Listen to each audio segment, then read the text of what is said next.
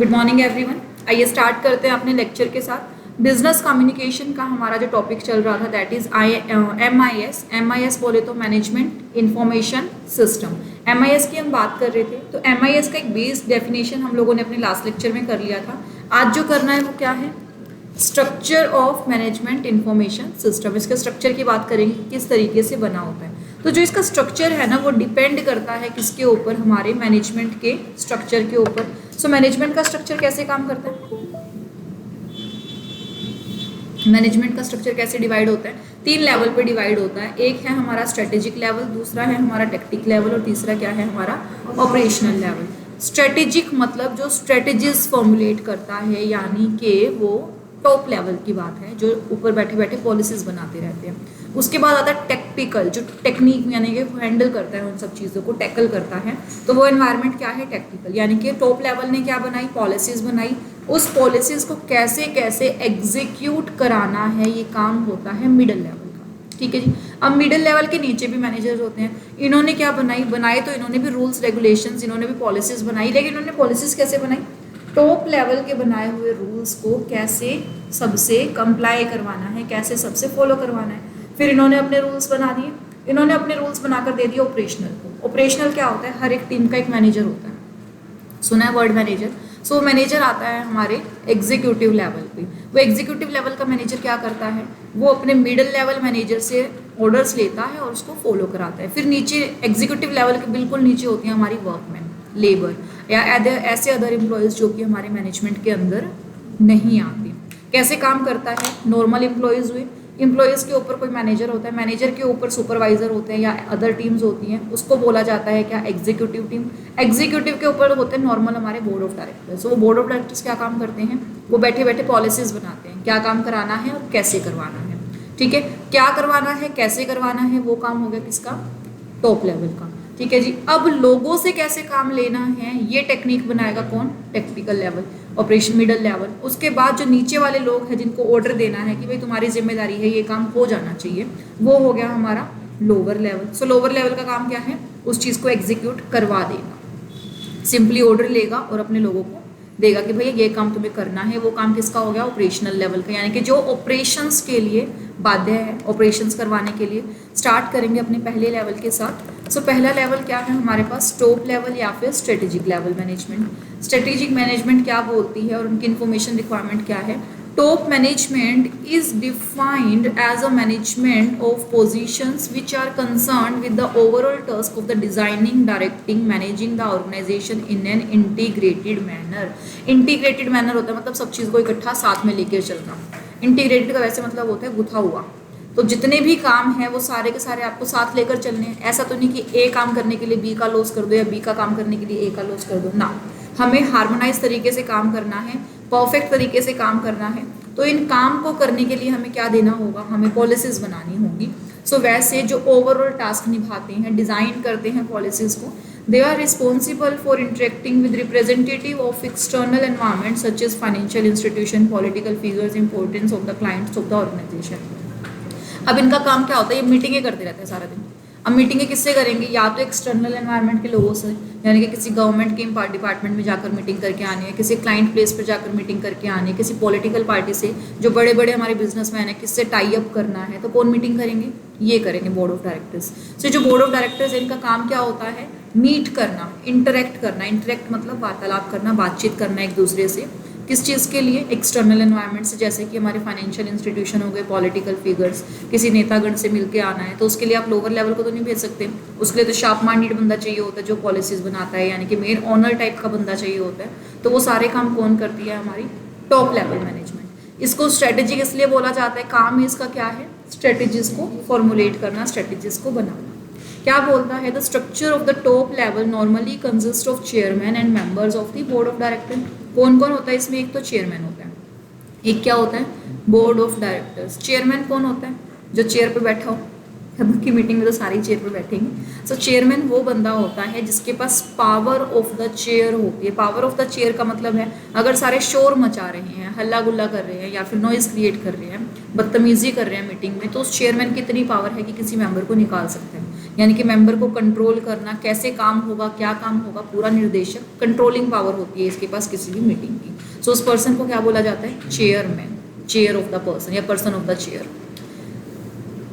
Chief executive officers and the heads of the major departments of a company. In fact, his level consists of those executives' responsibilities relate to whole organization, or in other words, they are accountable for effectiveness and efficiencies of the operations of organization as whole. यानी कि top level में कौन कौन आएंगे? वो सारे officers जिनकी जो रिस्पॉन्सिबिलिटीज है वो पूरी ऑर्गेनाइजेशन से रिलेट करती है। लाइक कोई बंदा है जो बोर्ड ऑफ डायरेक्टर्स में नहीं है, लेकिन हमारे एडमिन का बंदा है, एडमिन का ऑफिसर है। एडमिन ऑफिस बोले तो पूरे ऑर्गेनाइजेशन को मेंटेन करने का, कहाँ पर क्या लगेगा, क्या इंफ्रास्ट्रक्चर लगेगा, ये सारा काम एडमिन देखता है। तो एडमिन का ऑफिसर भी आपके स्ट्रेटेजिक लेवल में आ सकता है। मान लो इसका रेनोवेशन करना है, तो इसका रेनोवेशन करना है किसी बिल्डिंग का, तो उससे तो पूछो जिसने सारा काम कराया है एडमिन टीम के ऑफिसर से। तो वो सारे ऑफिसर्स भी इसमें आते हैं जो कि रिस्पॉन्सिबिलिटी रखते हैं पूरे के पूरे ऑर्गेनाइजेशन की, पूरी बिल्डिंग की, पूरे बिजनेस की। ठीक है जी। To managements, top management's mainly responsibility is in the direction of determining the overall goals and the objective of business. So top level काम करती है पूरे बिजनेस के ओवरऑल गोल को देखती है, यानी कि वो इंडिविजुअल गोल नहीं देखती, वो जनरल हमारा स्पेसिफाइड गोल देखती है जो हमारे पूरे बिजनेस का गोल होता है। क्या करती है? It mainly deals with long term strategic plan, policy matters and broad objectives of the company. क्या बनाती है?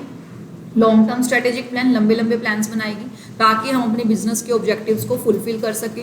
Also it establish a budget framework under which the various department will operate. क्या बनाती है? ये एक बजट फ्रेमवर्क बनाती है जिसके अंदर सारे के सारे डिपार्टमेंट काम करते हैं। सो बेसिकली इसने क्या किया? इसने अपने गोल्स को पहचाना, उस गोल्स के लिए पॉलिसीज बनाई, हर एक डिपार्टमेंट को कुछ ना कुछ आपने क्या कर दिया? बजट एलोकेट कर दिया ताकि आप अब बंदे को बोल दिया तुम्हें ये काम करना है, पैसे दिए नहीं उसके लिए। अगर सेल परचेज भी करने पैसे तो चाहिए, बजट तो चाहिए। तो हर एक ऑर्गेनाइजेशन को बजट देने का काम किसका है? टॉप लेवल का, स्ट्रेटेजिक लेवल का। सो इसने स्ट्रेटेजीज बना दी, चाहे काम करने की स्ट्रेटेजी बनाई, चाहे पैसे की स्ट्रेटेजी बनाई, यानी कि पूरे ऑर्गेनाइजेशन को किस तरीके से मैनेज करना है उसकी पूरी जिम्मेदारी किसके ऊपर है? टॉप लेवल के ऊपर, स्ट्रेटेजिक लेवल के ऊपर। So top management needs the information. What is information? Data which can derive some, which can be of some use। वो क्या है हमारे लिए? information। So top management needs the information on the trends in the external environment, economic, technological, political and social, on the functioning of the internal organizational subsystem. Apart from his historical information, top management requires ongoing or current information which is generated through the forecast of the future। क्या बोलता है? ongoing, यानी कि जो चल रही है information, market से कॉन्टिन्यूसली इन्फॉर्मेशन लेकर आता है, करंट इन्फॉर्मेशन लेकर आता है कि करंटली मार्केट में क्या चल रहा है। वो सारी इन्फॉर्मेशन ये ग्रैब करता है और उसी के बेसिस पे एंटीसिपेट करता है। एंटीसिपेशन करना मतलब अनुमान लगाना कि फ्यूचर में क्या होने वाला है। Thus, mostly the information utilized by the top management is futuristic and external in nature। तो इसीलिए टॉप मैनेजमेंट जो प्लान बनाती है वो फ्यूचर को ध्यान में रखकर बनाती है। तो प्लान कैसे होंगे इसके? फ्यूचरिस्टिक होंगे और एक्सटर्नल इन नेचर होंगे, मतलब वो मार्केट को ध्यान में रखकर स्ट्रेटजीज फॉर्मुलेट की गई हैं। आगे क्या बोलते हैं? Much of the information so generated for strategic planning purpose tends to be incomplete and not fully reliable. पंखा बंद कर दो ये, और यहाँ पर नॉइज मत करना, रिकॉर्ड होता है। ठीक है। आगे क्या बोलता है कि जितनी भी इंफॉर्मेशन आप यहाँ पर यूज़ करते हो फॉर द स्ट्रेटेजिक प्लानिंग, तो वो क्या होती है? वो इनकम्प्लीट भी हो सकती हैं और 100% रिलायबल नहीं है। 100% रिलायबल नहीं है, तुक्का मारा है, तुक्का 100% सही नहीं हो सकता, तो 100% हमारे पास रिलायबल नहीं है। ऑल दो वो जो तुक्का है वो किसी ना किसी रिपोर्ट के ऊपर बेस्ड है, एस्टिमेशन जो है उसके लिए प्रॉपर हमारे पास सबूत है कि हमने ये काम ऐसे क्यों किया, इसके अलावा कोई और डिसीजन हमने क्यों नहीं लिया। बट फिर भी वो डिसीजन 100% सही निकलेगा या नहीं निकलेगा पता नहीं। फ्यूचर में अगले ही पल क्या होने वाला है उसका हम सिर्फ अनुमान ही लगा सकते हैं, 100% एक्यूरेसी के साथ नहीं बना सकते। हमारे पास ऐसा कोई अंतर ध्यान वाली पावर्स नहीं है। सो यहाँ पर ये 100% रिलायबल होगा, इस चीज़ का कोई पक्का प्रूफ नहीं है। It may not be available on time for control purpose. Top management receive summary and exception reports. क्या बोलता है? इन्फॉर्मेशन टाइम पर रिसीव हो भी सकती है या नहीं भी हो सकती, इस पर भी कोई कंट्रोल नहीं है, बट हम कोशिश क्या करते हैं कि इन्फॉर्मेशन टाइम पर आए। ठीक है जी। और क्या बोलता है कि जो टॉप मैनेजमेंट रिसीव करती हैं इंफॉर्मेशन, वो कैसे कैसे करती है, या तो किसी से समरी मंगवा लेंगी, समरी के अलावा क्या होगा,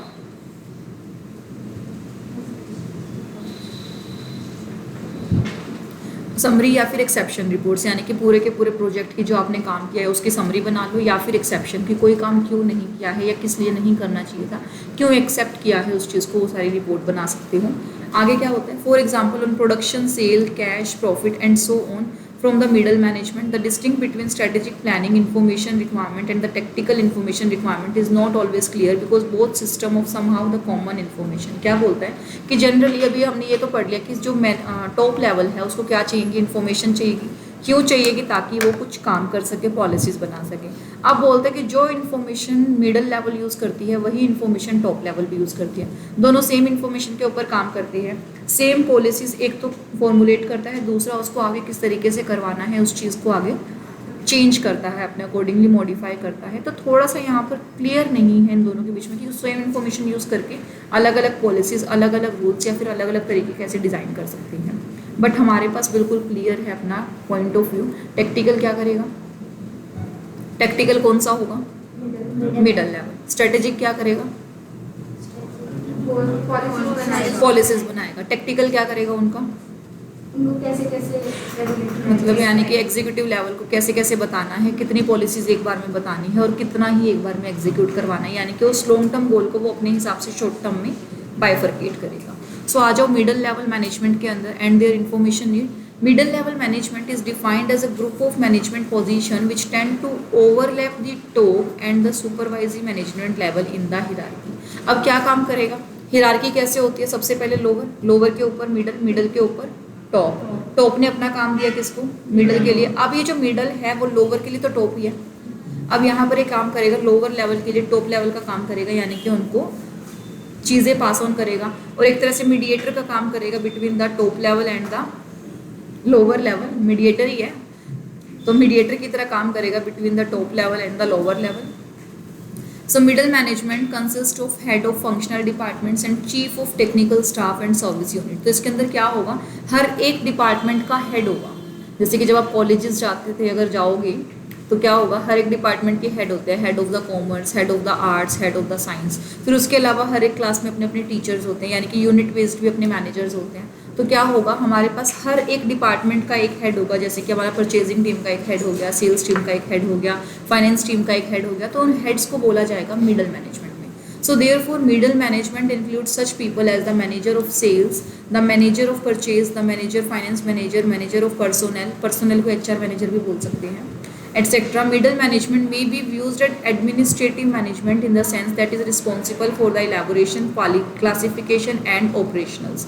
यानी कि जो रोल्स, जो पॉलिसीज किसने बनाई, टॉप लेवल ने, उसको इलेबोरेट करना, समझाना, क्लासीफाई करना कौन सा काम कौन करेगा, और ऑपरेशंस करना, ऑपरेशंस मतलब काम करवाना, ताकि अपने ऑर्गेनाइजेशंस के गोल को, स्ट्रेटजीज को आप अचीव कर सको। ये सारा काम करेगा आपका मिडल लेवल।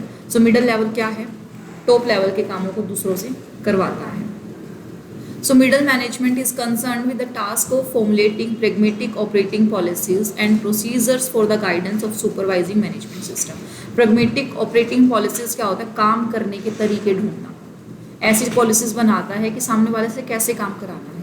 pragmatic अप्रोच होती है किसी से कुछ काम करवाने का, मतलब क्या, मतलब गोइंग प्रोसेस को बोलते हैं हमारी pragmatic अप्रोच, जो चलता रहता है। सो लोगों से काम करवाने की प्रोसेस तो आनी चाहिए, मैनेजमेंट का मेन काम ही ये था, दूसरों से काम करवाने की प्रोसेस। तो उस मैनेजमेंट को 3 पार्ट्स में डिवाइड कर दिया, टॉप अपना काम मिडल को बताएगा, मिडल अपना काम लोअर को, और उसके बाद आगे काम कौन करेंगे, एम्प्लॉयज, वर्कर्स। ठीक है, आगे क्या है हमारे पास, nature of information required at the middle management level is less diverse and complex. क्या बोलता है कि जो नेचर ऑफ इंफॉर्मेशन, जो इन्फॉर्मेशन मिडल लेवल को चाहिए वो कैसी होगी, वो कम डाइवर्स होगी, मतलब वो ज़्यादा उलझी, मतलब वो ऐसा नहीं होगा कि हर एक एरिया में डाइवर्सिफाई होगी, क्योंकि उन्हें अपने एरिया स्पेसिफिक चाहिए। प्रोडक्शन मैनेजर को प्रोडक्शन से रिलेटेड चाहिए, सेल्स मैनेजर को सेल्स से रिलेटेड चाहिए, ऐसे ही फाइनेंस को फाइनेंस से रिलेटेड चाहिए, और HR को HR से रिलेटेड इन्फॉर्मेशन चाहिए। तो वो कैसी होगी, लेस डाइवर्स होगी, ज़्यादा फैली हुई नहीं होगी, बट कॉम्प्लेक्स होगी, less diverse and complex. So complex का मतलब क्या होता है, कॉम्प्लेक्स का मतलब होता है जो उलझी हुई है। अब टॉप लेवल ने जो इन्फॉर्मेशन उठाई है वो सारी उठाई है, उसने सेल से भी इंफॉर्मेशन ली है, उसने प्रोडक्शन से भी ली है, उसने फाइनेंस से भी ली है, उसने HR से भी ली है, उसने मार्केटिंग से भी ली है, जो भी अदर डिपार्टमेंट होंगे उसने सबसे इंफॉर्मेशन ली है। जब सारी इंफॉर्मेशन मिलाकर देखेगा तो उसकी खिचड़ी बन जाएगी। जैसे दाल चावल कई तरह की दालें मिक्स कर दी तो वो सब खिचड़ी सी बन जाती है ना, उसको अलग अलग करना बहुत मुश्किल होता है। वैसे ही टॉप लेवल के पास जितनी भी इन्फॉर्मेशन आई उसने सबसे उठा ली। अब सबकी इन्फॉर्मेशन को जब मिलाकर पड़ेगा तो कुछ खिचड़ी सी बनेगी, उस खिचड़ी को उसे एक डिश बनाना है, यानी कि खिचड़ी अपने आप में एक डिश है। जब दाल चावल मिलाए होंगे तब जाके आपने खिचड़ी बनाई होगी। उसी तरह से क्या हुआ, मैनेजमेंट ने इन्फॉर्मेशन जब मिला ली तो वो बन गई जो दाल चावल मिक्स हो गए। अब उसकी खिचड़ी बनानी है, कोई डिश बनानी है तो उसे प्रोसेस करना पड़ेगा। जैसे कि हम खिचड़ी बनाते हैं आग पे चढ़ाते कुकर, तो वो प्रोसेस कर दिया तो हमारी क्या बन गई, खिचड़ी बन गई, डिश बन गई। तो वहाँ से उन्होंने जो डिश बनाई टॉप लेवल ने वो क्या बनाई, पॉलिसीज बनाई। लेकिन अब मिडिल लेवल को बोलते कहता तुझे खिचड़ी की ज़रूरत ही नहीं है, तुझे क्या करना है, तुझे परचेज वाली टीम को सिर्फ परचेज की इन्फॉर्मेशन चाहिए, सेल्स वाली टीम को सिर्फ सेल्स की इन्फॉर्मेशन चाहिए, HR वाली टीम को सिर्फ HR की इन्फॉर्मेशन चाहिए। तो ना तुझे डाइवर्सिफिकेशन चाहिए, ना तुझे कॉम्प्लेक्सिटी चाहिए, तुझे कुछ भी नहीं चाहिए। तो सिंपल इन्फॉर्मेशन रख और उसी से काम कर। So middle management is fed with the information both from the top management and the supervisory management. So middle level वो बंदा है जो टॉप से भी बात करता है और जो लोअर से भी बात करता है। तो अपनी इन्फॉर्मेशन ये टॉप लेवल से भी लेगा। टॉप लेवल से क्या इन्फॉर्मेशन लेगा कि भैया क्या काम करना है, कैसे कराना है।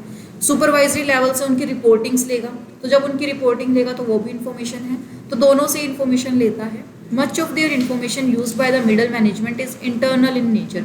जो सारी इन्फॉर्मेशन यूज करते हैं वो लगभग इंटरनल इन्वायरमेंट की सारी इन्फॉर्मेशन होती है। Middle management doesn't require much futuristic information since its decision are not strategic and long range in nature. जो मिडल मैनेजमेंट डिसीजन लेती है वो शॉर्ट टर्म के होते हैं कि क्या काम करवाना है और कैसे कराना है। सॉरी, क्या काम करवाना है ये किसने डिसीजन लिया, टॉप लेवल ने। अब किस तरीके से करवाना है वो डिसीजन लेगा, ये शॉर्ट टर्म में उसको डिवाइड करता है। तो इसको ज़्यादा फ्यूचरिस्टिक होने की ज़रूरत नहीं है। अब जैसे कि कोई काम 1 घंटे का है या 2 घंटे का है, हम इजीली डिसाइड कर लेते हैं नंबर ऑफ पेजेस के हिसाब से, या फिर कितना कॉम्प्लेक्स है, कितना इजी टॉपिक है उसके अकॉर्डिंग। तो हम लोगों को बहुत ज़्यादा फ्यूचरिस्टिक नहीं होना। हमारी जो इन्फॉर्मेशन होती है वो थोड़ी सी रिलायबल होती है और एक्सपीरियंस बेस होती है। लाइक हम जब पढ़ते हैं तो हमें पता चल जाता है कि एक पेज हम कितने टाइम में कवर कर लेते हैं, and according to the topic पता चल जाता है टॉपिक कितना टेकी है। सो उसी तरह से इनका होता है। इनका लॉन्ग रेंज का भी नहीं होता और ज़्यादातर स्ट्रेटेजिक नहीं होता है, इनका मैनेजमेंट वाला ही काम होता है।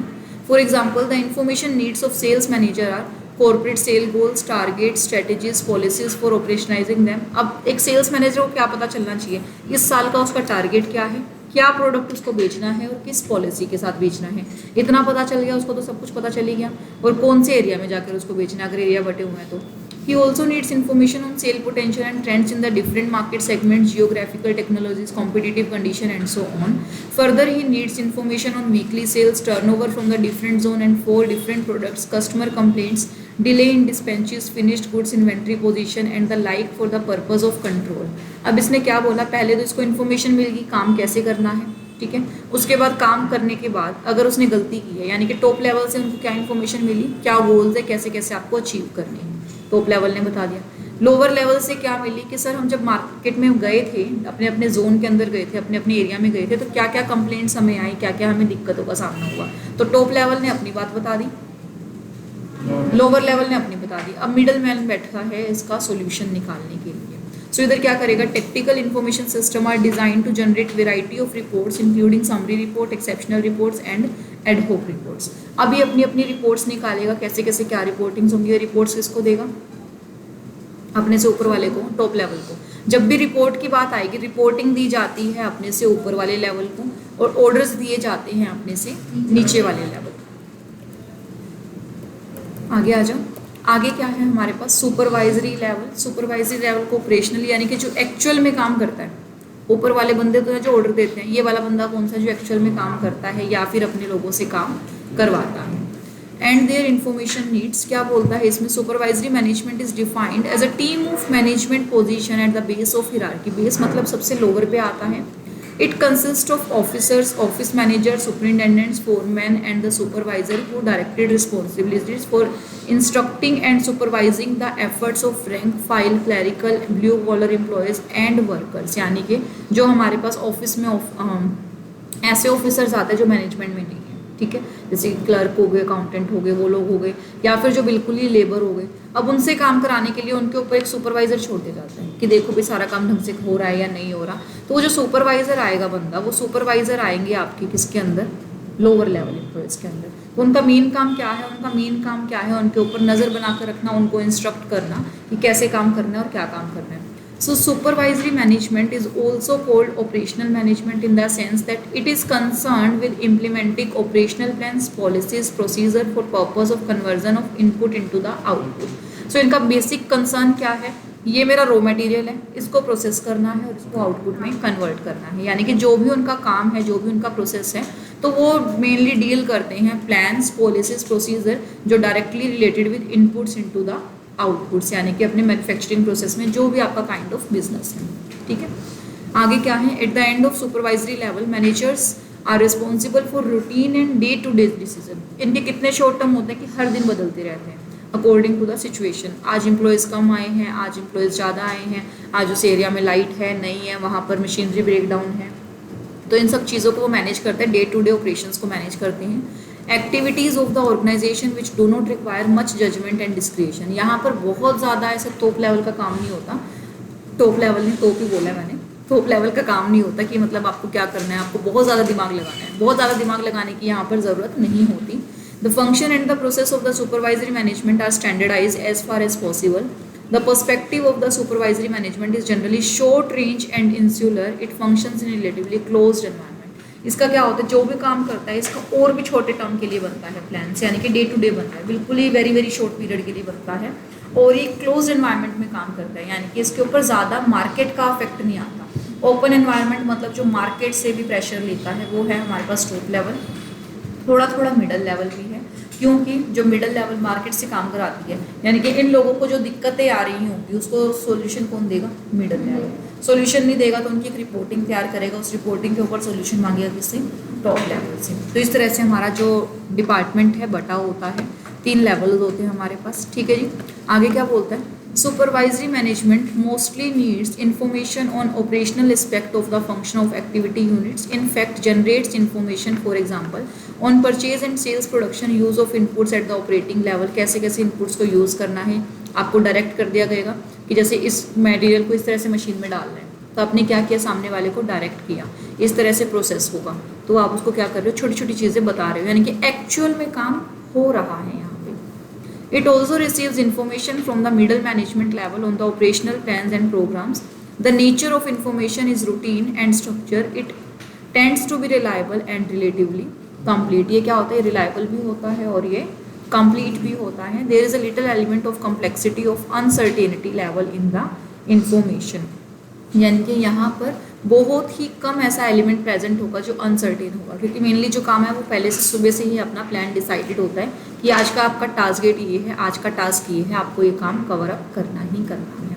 लाइक आप जो आते हो आपके लिए अनसर्टेनिटी बहुत थोड़ी है, आप घर से उठ के यहाँ पर आ गए तो आपको पता है ये पढ़ना है तो ये पढ़ना ही पढ़ना है, एक्सेप्ट कल जैसे एक्सेप्शनल कंडीशंस हो गई थी, बारिश हो गई थी, आप आ गए थे, तो वो कंडीशंस क्या होती है, वो समटाइम्स ही आती है, बट यहाँ पर क्या होता है, जनरली लेस कॉम्प्लेक्सिटी होती है, लेस अनसर्टेनिटी होती है, क्योंकि सारे काम्स क्या होते हैं, फिक्स होते हैं। लेस इसलिए बोला, लिटल इसलिए बोला कि कभी कभी खुदा ना खास्ता जैसे कल आपको वेट करना पड़ा, ऐसे काम हो सकते हैं। ठीक है, चलिए जी आगे चलें, क्या बोलता है आगे, कैरेक्टरिस्टिक्स ऑफ MIS, यानी कि इसकी विशेषताएं क्या हैं। पहली विशेषता है कि ये कॉम्प्रिहेंसिव है। कॉम्प्रिहेंसिव बोले तो सारी डिटेल्स लेता है, इनपुट्स लेता है। सो MIS सिस्टम वर्क करता है इंफॉर्मेशन सिस्टम पे, तो इन्फॉर्मेशन हर एक लेवल पर अपने अपने हिसाब से मंडराती रहती है। अगर मैं टॉप लेवल की बात करूँ तो उसको दोनों से इन्फॉर्मेशन लेनी है, मैनेजमेंट लेवल की बात करूँ तो वो लोअर लेवल से लेगा या सिर्फ मिडिल से लेगा, सिर्फ मिडल से लेगा, क्योंकि मिडल के पास तो दोनों की इन्फॉर्मेशन है ना। सो मिडल वाला किसको बताएगा, सिर्फ टॉप को बताएगा। तो लोअर लेवल का डायरेक्ट कॉन्टेक्ट किससे होगा, मिडल से। मिडल का डायरेक्ट कॉन्टेक्ट किससे होगा, लोअर से, टॉप से। Management information system is comprehensive is nature, it takes inputs from transaction processing system and process information primarily for managers at all levels, यानी कि ये मार्केट से इनपुट्स उठाता है, यानी कि डाटा उठाता है, कोई भी रिकॉर्ड उठा लिया। अब कुछ भी लिखा हो, is M R, if and vert, waiver, कुछ भी लिखा हो, वो क्या है हमारे लिए डाटा है। अब उसको प्रोसेस करो, उस प्रोसेस में जो डाटा काम का है वो तो बन जाएगा क्या, इन्फॉर्मेशन। जो काम का नहीं है वो क्या होगा। MIS किस पे वर्क करता है, इन्फॉर्मेशन पे वर्क करता है। तो यहाँ पर जितनी भी करेक्टरिस्टिक्स लिखी होंगी वो इन्फॉर्मेशन बेस्ड होंगी। सो क्या बोलता है हमारा डाटा प्रोसेस होगा, it caters to thin end of large variety of the people and the different hierarchy as a routine information system exist practically at all levels. क्या बोलता है कि ये नीड देखता है किसकी, large variety of people, the need के बीच में स्पेस है। It caters to the need of, यानी कि वो नीड देखेगा किसकी, हर एक पीपल की, यानी कि हर एक लेवल की, और हर एक लेवल को उनकी इन्फॉर्मेशन प्रोवाइड करेगा। Therefore reporting system in the form of MIS is most sought after information system in the organisation. So MIS system कैसा होना चाहिए, जो तीनों की नीड को पूरा करे। ठीक है जी। अगला क्या है, कोऑर्डिनेटेड। कोऑर्डिनेटेड मतलब एक मिला जुला कर एनवायरनमेंट हो, यानी कि सारी इन्फॉर्मेशन एक दूसरे से फ्लो हो। ऐसा ना हो कि कोई बंदा दूसरे को इन्फॉर्मेशन दे ही ना, जब देगा नहीं तो कोऑर्डिनेशन कैसे होगा, सहयोग कैसे होगा, हो नहीं सकता।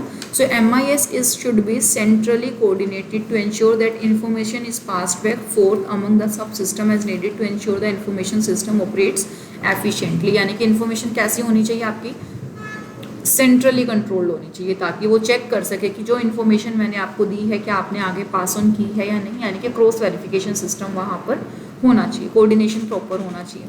क्या बोलते हैं आगे, सब system. MIS is composed of subsystem or quasi-separate component system that is the part of overall unified system.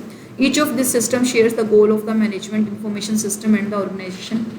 जैसे कि हमने ऊपर पढ़ा था, मैनेजमेंट ने काम दिया एग्जीक्यूटिव को, एग्जीक्यूटिव के अंदर तरह तरह की टीम थी, तो हर एक टीम के पास अपना भी सिस्टम होना चाहिए, तो सब सिस्टम हमारे पास होना चाहिए ताकि वो अपने लेवल पे भी काम कर सकें, फिर इकट्ठी जनरेट रिपोर्ट करके अपने टॉप लेवल को दे देंगे।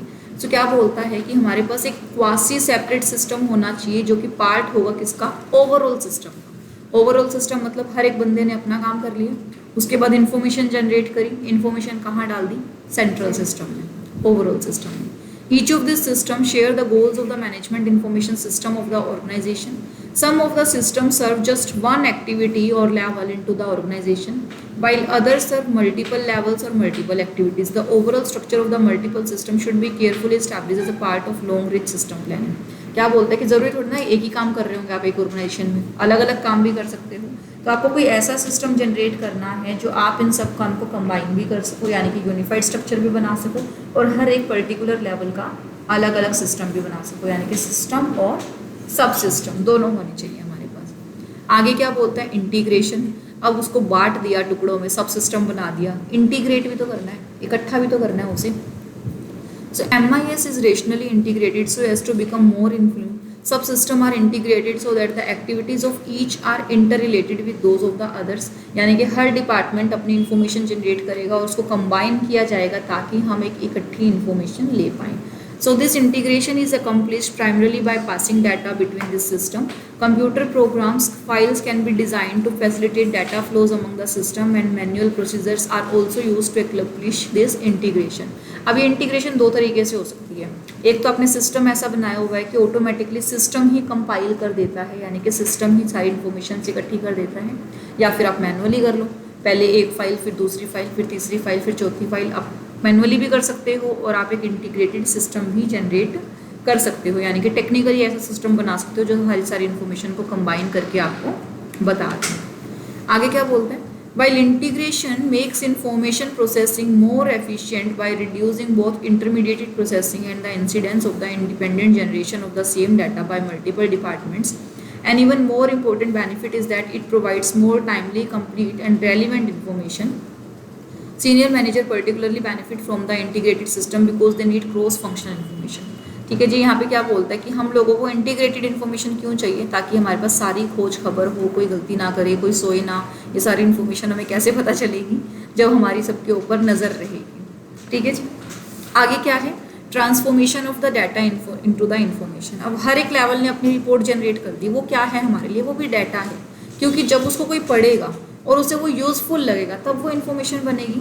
सो MIS क्या करता है, ट्रांसफॉर्म करता है डाटा को इनटू द इन्फॉर्मेशन सिस्टम। मान लो मेरे पास यहाँ पे इसमें बहुत कुछ लिखा हुआ है, अब सारी चीज़ें पढ़ने के लिए लाइबल नहीं है, यानी कि मेरे पास जब मैं कंटेंट चूज़ करती हूँ, डाटा बहुत सारा होता है गूगल के ऊपर, अब उसमें से कौन सा डाटा पढ़ना है, वो क्या है मेरा, वो है मेरा इंफॉर्मेशन।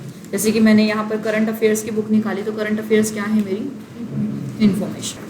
ट्रांसफॉर्मेशन ऑफ डाटा में क्या है, अपने अपने डाटा को ट्रांसफॉर्म किया जाएगा। जैसे कि कोई सिस्टम में जनरेट हो गई चीज़ें, अब वो डाटा कितना यूजफुल है मेरा, उसके बेसिस पे ये सिस्टम को किया जाएगा। अब ये आपका इलेक्ट्रॉनिकली भी हो सकता है और मैनुअली भी हो सकता है।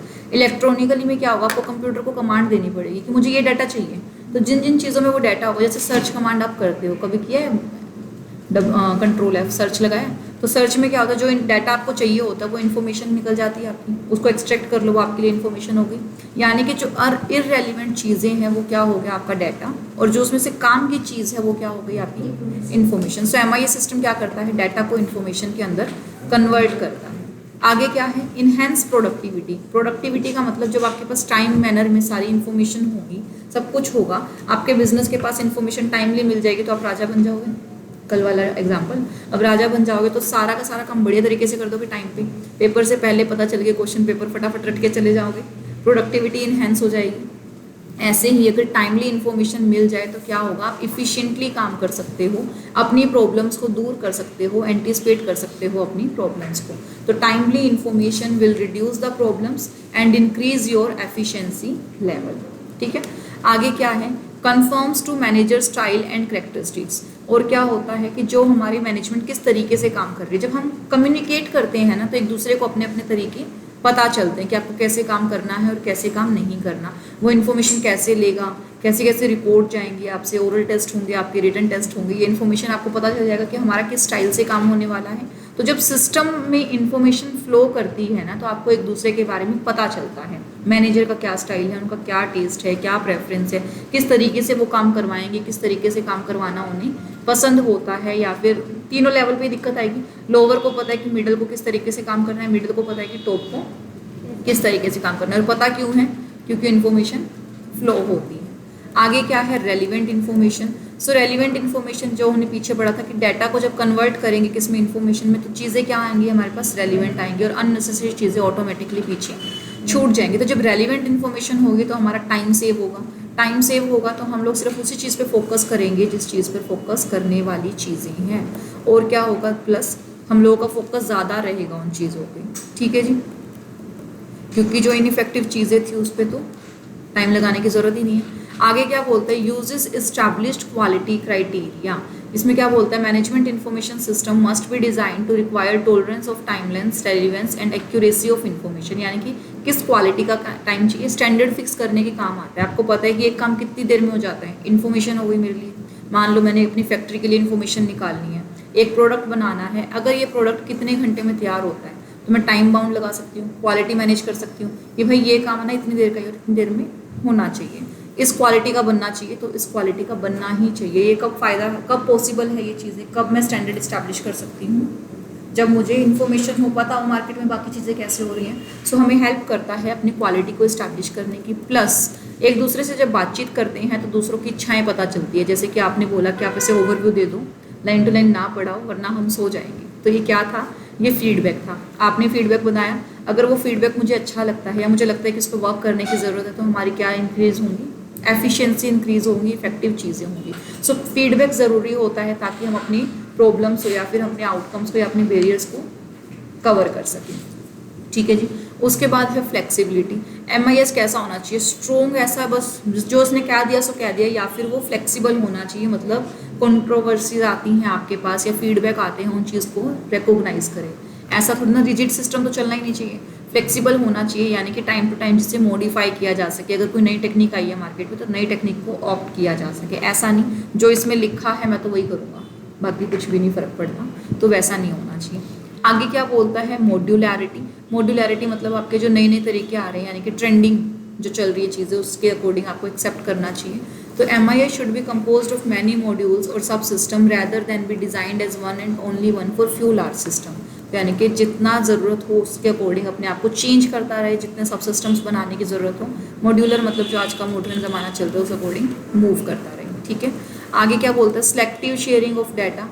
सिलेक्टिव शेयरिंग होनी चाहिए इसके अंदर। ऐसा नहीं कि सारी की सारी इन्फॉर्मेशन उठा के दे दो, जितनी शेयर करनी है उतनी ही शेयर करो। मान लो आपके पास टॉप मैनेजमेंट में तो पूरा डाटा है, अब वो एग्जीक्यूटिव में परचेज को सारा डाटा देकर क्या करेगा, सिर्फ परचेज टीम का डाटा दे, वैसे ही सेल्स को सिर्फ सेल्स टीम का डाटा दे। तो इस तरह से इनके डाटा सिलेक्टेड होने चाहिए और सिलेक्टेड इन्फॉर्मेशन उसको होगा। आगे क्या है, कंप्यूटराइज्ड इन्फॉर्मेशन दोनों तरीके से शेयर की जा सकती है। हम छोटू भी रख सकते हैं, कबूतर भी रख सकते हैं और हम कंप्यूटर भी रख सकते हैं। तो इफेक्टिव सिस्टम कौन सा होगा, जब हम कंप्यूटराइज्ड करेंगे। आजकल कंप्यूटर का ज़माना है, छोटू का ज़माना खत्म। ठीक है जी। आगे क्या बोलते हैं, basic requirement of the MIS। MIS रखने के लिए हमारी बेसिक रिक्वायरमेंट क्या है, सिस्टम चाहिए, हार्डवेयर चाहिए, सॉफ्टवेयर चाहिए, उसके अंदर एक डेटाबेस होना चाहिए। डेटाबेस वो सॉफ्टवेयर होता है, वो एप्लीकेशन होती है जिसके अंदर आपका सारा का सारा डाटा मेंटेन होता है। ठीक है। उसके बाद क्या है, हमारे पास प्रोसीजर होना चाहिए कि किस तरीके से काम करना है। ये भी आपका उसके अंदर इंस्ट्रक्शन बुकलेट के अंदर आता है। जो डेटाबेस आप रखते हो उस डेटाबेस में डाटा को इंसर्ट कराने के लिए कोई ना कोई रूल्स होते हैं, गाइडलाइंस होते हैं और हर एक सॉफ्टवेयर के अलग अलग होती हैं। तो सॉफ्टवेयर वाइज अपने प्रोसीजर्स आएंगे, तो पढ़ लो इसको एक बार। Formal operating procedures are physical component because they exist in physical form such as manual or instruction booklet. Basically, three major types of procedure are required: user interaction, और क्या है हमारे पास, instruction for preparation of inputs by data preparation personnel, operating instruction for computer operational based. यानी कि क्या हो गया, एक तो यूज़र इंस्ट्रक्शन हो गया, यूज़र को इंस्ट्रक्शन देगा आपको किस तरीके से काम करना है। दूसरा, इनपुट कैसे डालनी है, और ऑपरेशन के लिए आपको इनको क्या कमांड देनी पड़ेगी, यानी कि कोई मटेरियल कैसे डालना है, ऑपरेशन कैसे होगा, और आपके लिए इन्फॉर्मेशन की किन किन चीज़ों का आपको ध्यान रखना पड़ेगा।